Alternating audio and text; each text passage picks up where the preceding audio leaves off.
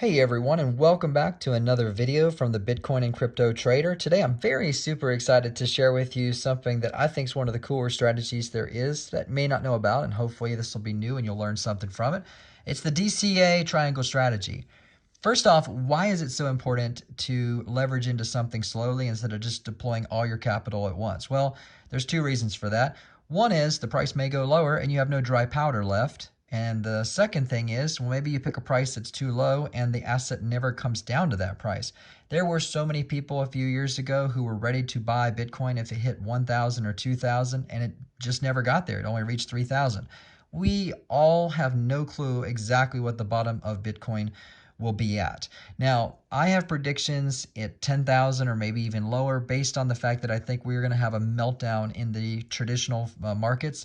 I've done another video on that, and if you haven't watched it, you want to see why I think there's going to be a 60% correction in the stock market. That should drive crypto prices much, much lower. I'm betting probably like a $10,000 Bitcoin, and maybe we'll even see a sub $400 or $500 Ethereum. Now, back to this video and why the DCA Triangle Strategy is so simple and important that you can do. What you want to do is on your chart, just draw a simple triangle and then divide it up into different sections. What I did was I divided it up between 6 price points from 14,000 down to 9,000. Now the tip of the triangle is where I would start DCAing in, but only using a little bit of my initial bankroll that I'm ready to invest. So if I had a $10,000 bankroll, at this point I'm only deploying 5% of it, or $500.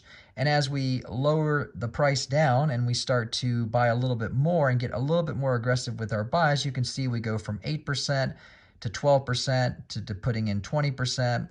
And then we hit our price target of 10,000 and I'm deploying even more. But what I've done was I've saved some dry powder on the sidelines for in case the price goes a little bit past my expectation, because again, it's very difficult to pick the exact bottom.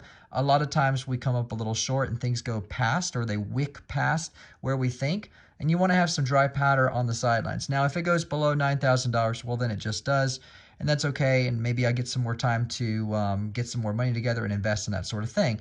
But this is an excellent way to make sure that you're going into the market in a sophisticated and disciplined way and not just pulling the trigger with everything you've got at 14K and then you watch the price drip down to 13, 12, 11, and 10. You got nothing left to invest. You want to have a little bit in the market too, because then you won't have FOMO if the price turns back around, but you also don't want to put everything in all at once. Hopefully this is a strategy that you've never seen before and it's interesting to you, and if so, please leave a like, a comment, a share on the video, and I'll see you guys on the next one, and thank you so much.